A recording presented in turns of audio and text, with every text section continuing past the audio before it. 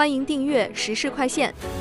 我们每日提供最新资讯，以简明扼要的方式为您呈现全球重要资讯。每天10分钟，了解天下事。下边是详细内容。今日重点摘要：特斯拉股东批准了埃隆·马斯克价值1万亿美元的薪酬方案。中国服役福建号航空母舰已扩大海军作战范围。德国最高将领警告称，与俄罗斯的冲突已经开始。比利时无人机飞越引发混合战争担忧。俄军进入波克罗夫斯克，引发乌克兰东部街头巷战。哈马斯持续归还加沙人质遗骸。美国支持欧盟利用冻结的俄罗斯资产援助乌克兰的计划。自2020年以来，中国扩大了导弹生产设施。土耳其法院就加沙行动对本杰明·内塔尼亚胡发出逮捕令。OpenAI 面临7起诉讼，指控其 ChatGPT 导致用户自杀和产生妄想。美国开始就加沙国际部队问题与联合国进行谈判。据美国媒体报道，美国国务卿卢比奥近期访问以色列期间，明确表示美方正积极推动在加沙部署国际安全部队的方案。根据此前达成的停火协议，一支由美国、阿拉伯国家及欧洲人员组成的临时国际稳定部队将被派驻加沙，负责维持安全并协助培训巴勒斯坦警察部队。然而，美方却一意孤行地坚持以色列主导这支部队，并明确拒绝联合国近东救济工程处在人道援助中发挥作用。这一立场让美国在国际社会显得格外孤立，因为就在卢比奥表态前一天，国际法院刚刚要求以色列允许包括联合国在内的国际组织向加沙提供援助。历史上，联合国维和部队曾在中东多次冲突中发挥关键作用，而此次美国绕开联合国的做法，与过往国际惯例形成鲜明对比。这种排斥联合国的做法会对中东和平进程造成什么长远影响？国际关系专家指出，缺乏联合国这样的中立机构参与，加沙问题恐将长期陷入僵局，地区稳定将更加难以实现。特朗普声称俄乌战争取得进展。据多家国际媒体报道，美国总统特朗普近期多次公开表示，俄乌和平谈判正在取得进展。特朗普在白宫向记者表示，我认为我们取得了巨大进展，并称双方都展现出结束战争的热情。他还透露，与俄罗斯总统普京和乌克兰总统泽连斯基的通话中，双方已同意实现能源设施停火。然而现实却充满矛盾，就在特朗普发表乐观言论的同时，美国国务卿卢比奥却威胁，如果近期没有进展，美国将放弃推动和平努力。回顾特朗普今年1月上台时曾承诺24小时内结束战争，如今已过去近10个月，和平协议仍遥遥无期，多次宣称的突破性进展最终都不了了之。特朗普这种反复的表态，究竟是真有进展还是政治作秀？外交分析人士认为，特朗普急于在俄乌问题上取得政绩，但俄乌双方分歧巨大，短期内达成实质性和平协议的可能性依然很低。特斯拉股东批准了埃隆·马斯克价值1万亿美元的薪酬方案。据美国《华尔街日报》等多家媒体报道，北京时间11月7日，特斯拉年度股东大会上传出震撼消息， CEO 马斯克价值1万亿美元的天价薪酬方案以超过 75% 的支持率获得通过，这创下了人类企业史上最高薪酬纪录。投票结果公布后，现场沸腾，股东们高呼马斯克的名字，兴奋的马斯克甚至当场跳起舞来。这份方案要求马斯克在未来10年内将特斯拉市值从目前的5万亿美元推升至惊人的 8.5 万亿美元，并完成2000万辆汽车交付、100万台人形机器人等一系列堪称登月级的艰巨目标。值得关注的是，挪威主权财富基金等多家大型机构投资者都投了反对票，认为这会过度稀释股东权益，但散户投资者却用选票表达了强烈支持。这与2018年马斯克上一份薪酬方案形成呼应，当时外界也认为目标不切实际，但马斯克最终提前完成了所有指标。这份1万亿美元的豪赌，马斯克能否再次创造奇迹？科技行业分析师表示，特斯拉目前面临中国品牌激烈竞争、销量下滑等挑战，8.5万亿美元的市值目标难度极大。但马斯克过往的成功记录让投资者愿意继续相信他的愿景。天文学家发现了宇宙第一批恒星存在的证据。据美国物理学网站报道，来自托莱多大学的天文学家阿里维斯巴尔团队通过分析詹姆斯韦布太空望远镜的观测数据，在一个名为 Lab-1b 的遥远星系中发现了可能是宇宙第一批恒星的证据。这些被称为第三族恒星的天体，形成于宇宙大爆炸后仅2亿年，完全由氢和氦组成，不含任何重元素。数十年来，天文学家一直在苦苦寻找这些原初恒星的踪迹，但它们因为存在时间极短而难以捕捉。此次发现的 Lab-1b 星系通过引力透镜效应被放大了约500倍。研究团队检测到了符合第三族恒星理论预测的3大特征，形成于小型暗物质晕中，由极大质量恒星组成，仅以小团簇形式出现，这与此前所有被排除的候选者形成鲜明对比，标志着人类终于可能首次亲眼见证宇宙最初的星光。这项发现对理解宇宙演化有什么重大意义？天体物理学家指出，第三族恒星通过超新星爆发释放出碳、氧等重元素，为后续星系、行星乃至生命的诞生奠定了基础。找到它们就等于找到了宇宙万物的起源。5. 中国服役福建号航空母舰，以扩大海军作战范围。据新华社报道，2025年11月5日下午，中国第一艘电磁弹射型航空母舰福建舰入列授旗仪式在海南三亚某军港隆重举行。中共中央总书记习近平出席仪式并登舰视察。福建舰满载排水量超过8万吨，是中国完全自主设计建造的首艘弹射型航母，配置了世界领先的电磁弹射和阻拦装置，标志着中国成为美国之外全球首个拥有电磁弹射航母的国家。自2022年6月下水以来，福建舰已完成8次海试，总海试天数超过100天，并成功完成了歼35隐身战斗机、歼 15T 重型战斗机和空警600预警机的弹射起飞与着舰训练。福建舰的服役意味着中国海军正式进入3航母时代，与辽宁舰、山东舰形成体系作战能力。回顾历史，从2012年辽宁舰服役改写中国没有航母的历史，到2019年首艘国产航母山东舰入列，再到如今拥有电磁弹射能力的福建舰，中国航母建设仅用10余年就完成了3级跳。福建舰的服役会对亚太地区军事格局产生什么影响？军事专家分析认为，福建舰将大幅提升中国海军在西太平洋的远洋作战能力和战略威慑力，改变该地区的海上力量对比，为维护国家主权和海洋权益提供更强有力的支撑。6. 韩国计划在2030年代中期建造核动力潜艇。据韩联社报道，2025年10月29日，韩国总统李在明与美国总统特朗普会晤时，首次公开宣布韩国有意建造核动力潜艇，并请求美国提供核燃料支持。李在明明确表示，建造核潜艇的目的是为了追踪朝鲜和中国海域的潜艇活动，因为柴电动力潜艇水下续航能力有限。特朗普对此表示支持，认为韩国确实需要具备核潜艇能力，并同意就此展开后续磋商。11月4日，韩国国防部官员进一步透露，如果能通过与美国磋商成功获得核燃料，并在2020年代后期进入建造阶段，韩国首艘核动力潜艇预计可在2030年代中后期下水。韩国军方强调，他们在常规潜艇的艇体设计和建造方面已具备世界一流水平。同时，韩国原子能研究院正在开发可用于核潜艇的小型模块化反应堆。技术障碍主要在于需要美国同意才能将核燃料用于军事目的。值得注意的是，这是韩国政府首次正式对外宣布核潜艇计划，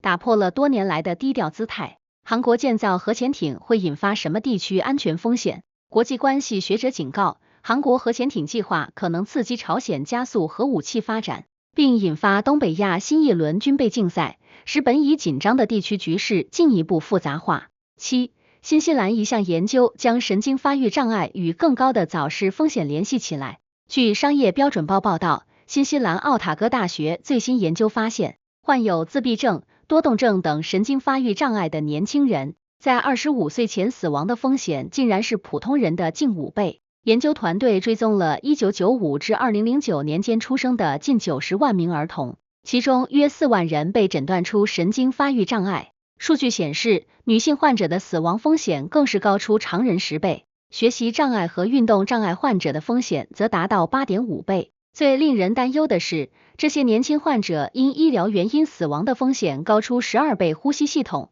神经系统和肠胃问题往往因沟通障碍而得不到及时治疗。这对全球数千万神经发育障碍患者家庭意味着什么？儿科专家指出，早期识别、多学科综合治疗和消除医疗偏见是降低这一群体可预防性死亡的关键所在。8. 德国最高将领警告称，与俄罗斯的冲突已经开始。据法兰克福汇报报道，德国总理默茨8月底在接受法国电视台采访时公开承认，我们已经处于与俄罗斯的冲突状态。这是2战后德国领导人首次如此直白地将本国与俄罗斯关系定性为冲突。默茨指责俄罗斯通过社交媒体干预德国内政，破坏社会稳定。此前，德国国防部长皮斯托里乌斯7月已放话，德军已做好杀死俄军的准备。德国联邦国防军总监察长更要求2029年前完成全面战备，从暂停征兵80年的国家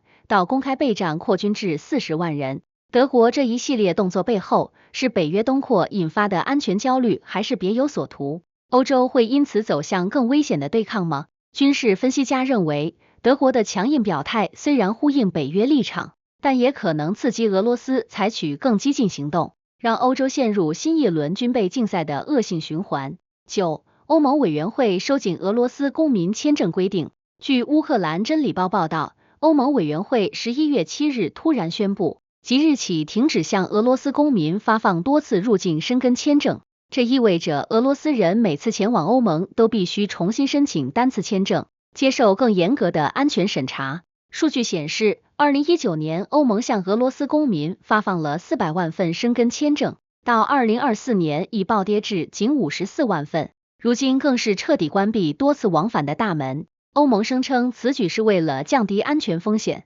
但俄罗斯外交部已警告将采取对等反制措施。从2022年暂停签证便利化协议到如今的全面收紧，欧盟对俄制裁步步升级，已将普通俄罗斯民众拒之门外。这种连坐式签证限制真能解决地缘冲突吗？国际关系学者指出，欧盟此举实际上是将政治对抗延伸到民间交流领域，不仅无助于缓和紧张局势，反而可能加深双方社会的隔阂与敌意。10. 中国微剧创作者采用人工智能，引发失业担忧。据新印度快报报道，中国微短剧产业正掀起 AI 创作狂潮，点击量超5000万的《山海奇境》几乎全部由 AI 生成，从剧本、角色到特效一气呵成。制作公司开始用算法替代演员和编剧。创作者陈坤坦言，微短剧观众通勤时用手机观看，根本注意不到 AI 生成的视觉瑕疵。北京电影学院教师演示阿里巴巴 Crane 软件，几秒钟就能生成完整剧情大纲。学生们被告知未来所有影视工作都需要 AI 技能，但学校仍鼓励用真人拍摄以支持产业。这一幕让人想起好莱坞2023年编剧和演员大罢工。AI 女演员 Tilly Norwood 的推出更是引发激烈抵制。AI 微短剧浪潮会让多少从业者失业？影视行业专家指出， AI 确实大幅降低创作门槛和成本，但也引发内容同质化、艺术性缺失等问题。更重要的是，可能造成大量编剧、演员、摄影师失业。行业需在效率革命与保护从业者权益间找到平衡。11. 中美贸易协议达成后，中国将恢复向欧洲汽车制造商出口芯片。据卫报报道，一场芯片危机差点让全球汽车业停摆。荷兰芯片制造商 Nexperia 因母公司文泰科技被美国列入黑名单，遭荷兰政府强制接管并更换中国籍 CEO， 中国随即切断 Nexperia 中国工厂的芯片出口。大众、宝马等欧洲车企告急，美国汽车供应商协会警告工厂数周内将停产。关键时刻，特朗普与习近平10月底在韩国会晤达成协议，中国同意恢复芯片出口，美国暂停对华加征关税。协议还包括中国暂停稀土出口管制，采购1200万吨美国大豆，换取美国将芬太尼关税从20%降至10%。这场博弈暴露了全球供应链的什么脆弱性？贸易分析师认为，此次危机凸显全球半导体供应链高度依赖中国。尽管协议暂时缓解压力，但只是为期1年的停火，为解决根本矛盾，欧美车企和科技公司必须加速供应链多元化，以应对未来冲突。12. 研究人员发现免疫疗法在转移性结直肠癌治疗中失败的原因。据加泰罗尼亚3台报道，巴塞罗那生物医学研究所联合基因组分析中心破解了困扰医学界多年的谜团。研究发表于《自然遗传学》杂志，揭示转移性结直肠癌通过 TGF-beta 激素构建双重免疫屏障，逃避免疫治疗。第一层屏障 TGF-beta 阻止 T 淋巴细胞从血液进入肿瘤，第二层屏障 TGF-beta 操控肿瘤相关巨噬细胞分泌骨桥蛋白，抑制少数渗入肿瘤的 T 细胞增殖。研究团队利用单细胞测序技术，精准定位了免疫抵抗的分子机制。这解释了为何大多数转移性结直肠癌患者对免疫疗法无效，肿瘤如同构筑坚固堡垒，将免疫系统彻底隔离在外。这一发现能否改写癌症治疗格局？肿瘤学家指出，研究为开发联合疗法指明方向，通过阻断 TGF-beta 通路或抑制骨桥蛋白，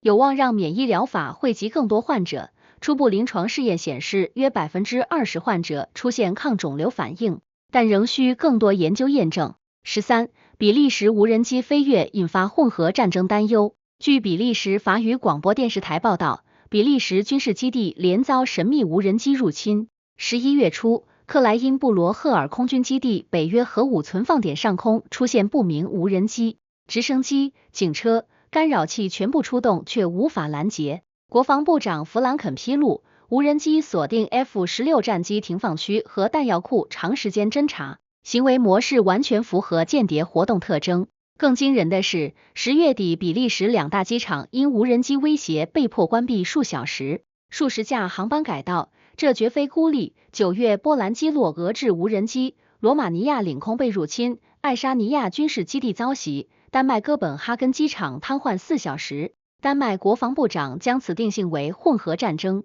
物理侦察与网络攻击同步发生，北约耗资数十亿的防空系统却对民用改装无人机束手无策。这场无人机战争暴露了什么安全漏洞？军事专家指出，廉价无人机正在模糊战争与和平的界限。成本仅数千美元的设备就能瘫痪价值数百万的防空体系。北约电子战系统识别民用频段无人机误判率高达 37%。欧洲正面临前所未有的非对称安全威胁。14. 俄军进入波克罗夫斯克，引发乌克兰东部街头巷战。据联合报报道，乌克兰东部战略要地波克罗夫斯克，俄方称红军城告急。7月22日，俄军渗透部队突然进入市中心，在舍甫琴科街设伏击毙乌军，并用无人机摧毁被困车辆。乌克兰最大军事群组 Deep State 证实，破坏小组在地下室活动，俄军到处乱跑。这座拥有10万人口的城市是乌军东线后勤枢纽，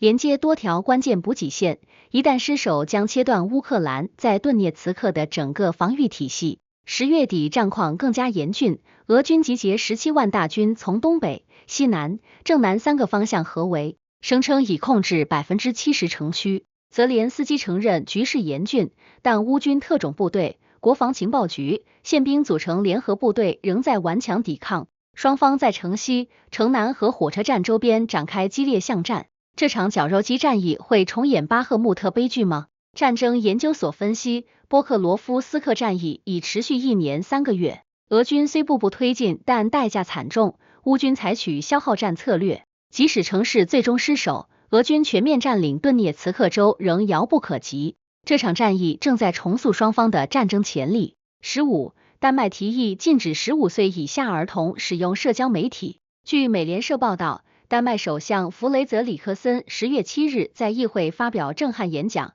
手机和社交媒体正在偷走我们孩子的童年，我们释放了一个怪物。他宣布政府将禁止15岁以下未成年人使用社交媒体。引用调查数据显示，丹麦11至19岁男孩中 60% 宁愿宅在家里而非外出社交， 94% 儿童在13岁前已注册社交媒体账号。许多青少年出现严重的焦虑、抑郁、阅读困难和注意力不集中问题。新法规定13岁以上可在父母同意下使用，但未明确涵盖哪些平台和如何执行。此举效仿挪威将最低年龄从13岁提高到15岁，以及澳大利亚2024年11月通过的16岁禁令社交媒体企业若违规，最高罚款5000万澳元。全球社交媒体禁令潮能拯救屏幕一代吗？儿童心理学家认为，立法限制是必要的第一步，但关键在于执行力度和替代方案，需要学校、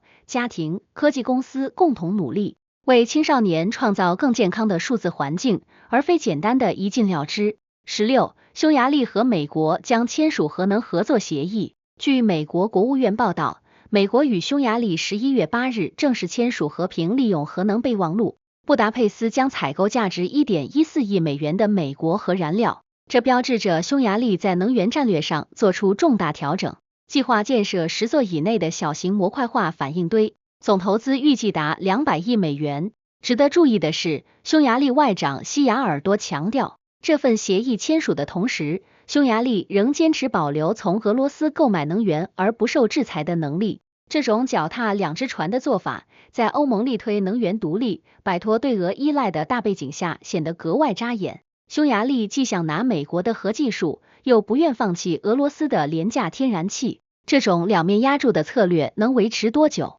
能源专家指出，匈牙利此举反映出中东欧国家在美俄能源博弈中的现实困境，短期内难以完全摆脱对俄能源依赖，但长远来看必须寻找替代方案。17. 全球禁用牙科汞合金的禁令将于2034年生效。据法新社报道，水与公约第6次缔约方大会11月8日在日内瓦达成历史性协议，各国同意在2034年前全面禁止使用含汞牙科合金，这种已经使用超过175年的补牙材料，终于要退出历史舞台。世界卫生组织早就将汞列为前10大公共健康威胁化学物质，称其对人体健康有毒。美国卫生部长小罗伯特·肯尼迪在视频讲话中直言不讳，汞在电池、非处方药和化妆品中都被认为危险，为什么在牙科填充物中却可以接受？这是不可原谅的。非洲国家集团甚至希望2030年就开始禁止生产、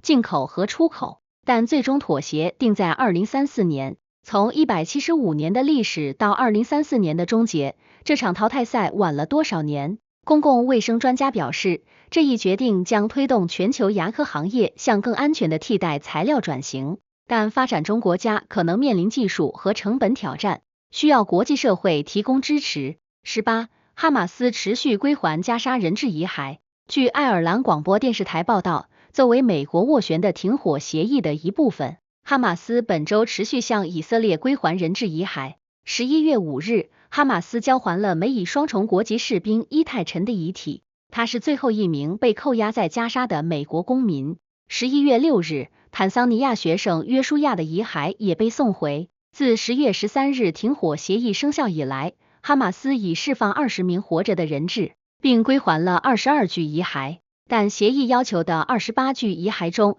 仍有6具下落不明。以色列指责哈马斯拖延，而哈马斯则称许多遗骸被埋在瓦砾下，需要特殊设备挖掘。更戏剧性的是，10月28日，哈马斯曾交还3具遗骸，结果以色列鉴定后发现根本不是人质。内塔尼亚胡愤怒称这是可悲的欺骗企图，随即下令猛烈空袭，造成至少104名巴勒斯坦人死亡。这场停火能撑多久？中东问题专家认为，人质遗骸归还问题已成为停火协议执行的关键考验，任何一方违背承诺都可能引发冲突重燃，地区局势依然极其脆弱。19. 美国支持欧盟利用冻结的俄罗斯资产援助乌克兰的计划。据路透社报道，美国官员10月25日向欧洲同僚通报，美方支持欧盟动用冻结的俄罗斯资产为基辅采购美国武器。欧盟目前冻结了高达1640亿美元的俄罗斯资产，正在制定方案将这笔巨款转化为对乌克兰的贷款，用于军事援助和战后重建。丹麦首相弗雷德里克森直言不讳，当俄罗斯选择攻击欧洲时，就必须付出巨大代价。我们的意图是要让俄罗斯来支付，但这笔钱怎么花，欧盟和乌克兰却吵翻了，一些欧洲国家要求资金只能买欧洲制造的武器，乌克兰则坚决反对，强调要购买美国等国的非欧洲武器。更讽刺的是，美国一边支持欧盟动用俄资产，一边却在背后盘算让乌克兰用这笔钱买美国军火，这究竟是援助乌克兰，还是趁机做生意？国际关系专家指出，美国的表态凸显其双重目的，既要维持对乌支持以制衡俄罗斯，又希望通过军售扩大本国军工利益。这种实用主义策略可能加剧跨大西洋内部的利益分歧。Gemini Deep Research 访问工作区文件以增强研究。据科技媒体 The Register 报道，谷歌11月6日宣布 ，Gemini Deep Research 功能现已集成 Google Workspace， 能够访问用户 Gmail、Drive 和 Chat 中的内容来生成研究报告，这被谷歌称为最受欢迎的功能之一。现在你可以让 AI 分析团队的头脑风暴文档、相关邮件和项目计划，或者让它交叉对比公开网络数据与你的策略表格和团队聊天记录，生成竞争对手分析报告。听起来很美好，但别忘了谷歌的隐私声明明确写着，经过培训的审查员，包括我们服务提供商的审查员，会审查我们为这些目的收集的部分数据，也就是说，你的商业机密、内部邮件、团队聊天都可能被人工审查员看到。更关键的是，谷歌还警告不要在医疗、法律、金融等专业建议上依赖 Gemini， 把公司核心数据交给 AI， 值得吗？ AI 伦理研究者警告，虽然 AI 辅助研究能提高效率，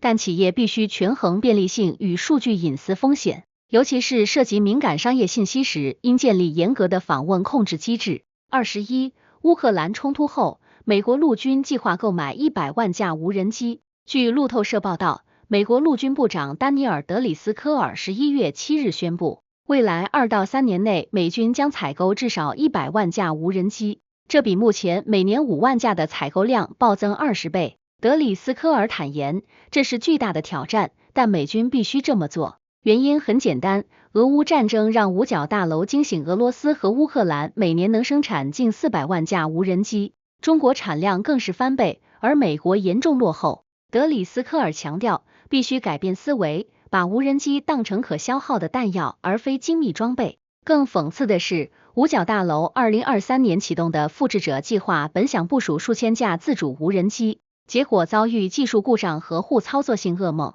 ，10亿美元打了水漂。现在中国企业控制着全球70%到80%的商用无人机市场，美国想从零建立供应链，谈何容易？这场无人机军备竞赛，美国能追上吗？军事分析师认为，美军此举标志着现代战争范式转变，但面临供应链、成本控制和技术整合等多重挑战，能否在短期内实现大规模生产仍存疑问。22. 自2020年以来，中国扩大了导弹生产设施。据 CNN 调查报道，中国自2020年以来对导弹生产设施进行了大规模扩建。卫星图像、地图和政府文件显示，这一历史性军备增长规模惊人。在136个与导弹生产或火箭军相关的设施中，超过 60% 出现扩建迹象。2020年初至2025年末，新增建筑面积超过210万平方米。卫星图像清晰显示新建的塔楼、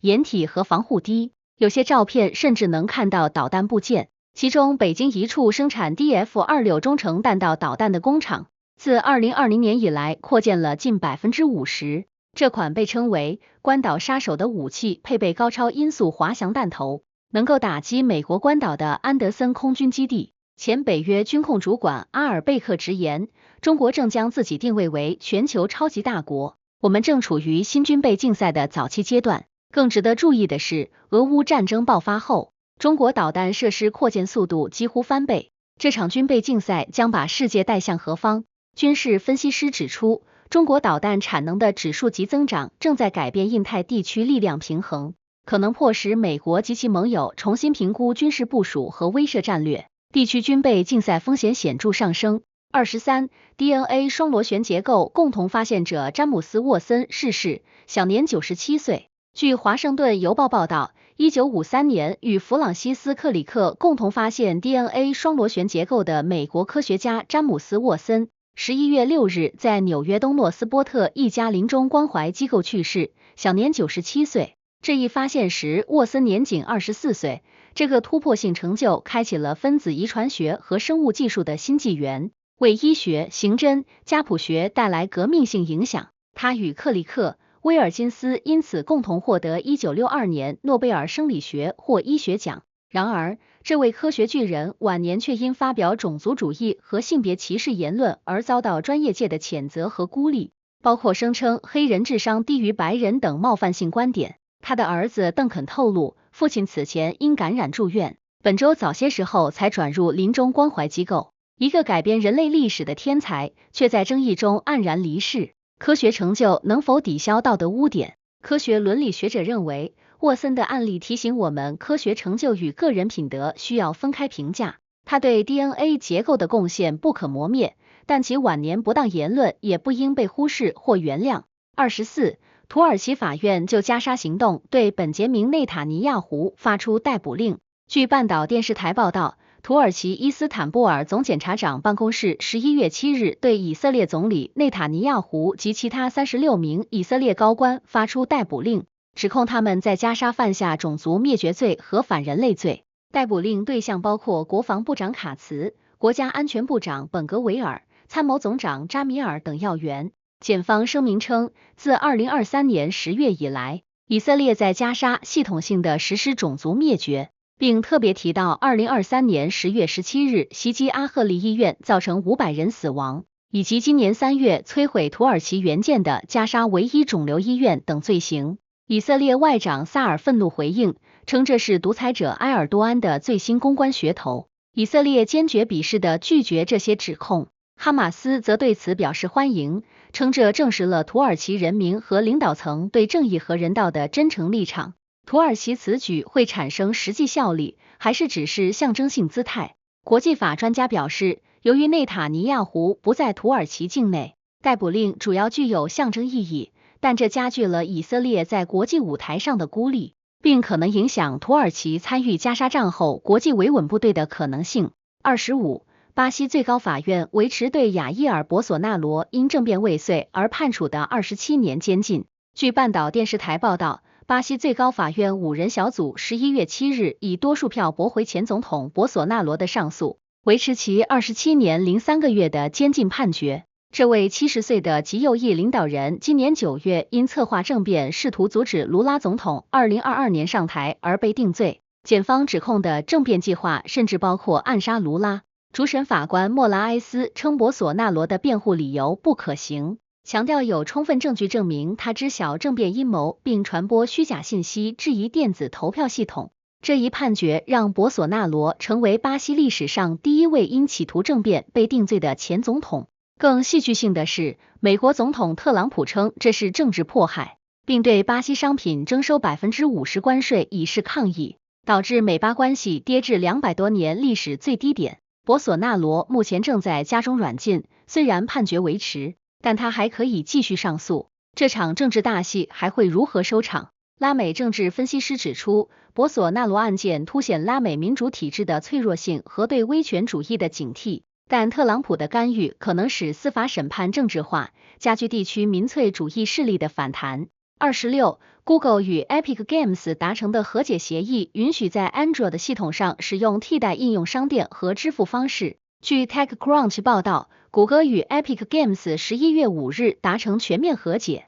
结束了长达5年的反垄断诉讼。Android 系统将迎来重大改革。和解协议要求谷歌允许第三方应用商店在 Google Play 上分发，开发者可以引导用户使用外部支付选项。谷歌的抽成从 30% 降至 9% 到 20%， 这一改革将持续到2032年，范围从最初的美国扩展至全球。Epic CEO 斯威尼称，这是对 Android 的开放平台愿景的胜利。谷歌 Android 的总裁萨马特则表示，用户将获得更多选择、更低费用和更多竞争。回顾这场战争，2020年 Epic 起诉谷歌和苹果垄断，2023年法院判谷歌败诉，2024年上诉被驳回，谷歌这次彻底认输。但讽刺的是，谷歌之前一直强调开放第三方应用商店会带来安全隐患，这次妥协究竟是为了用户利益，还是迫于法律压力？科技行业观察家认为，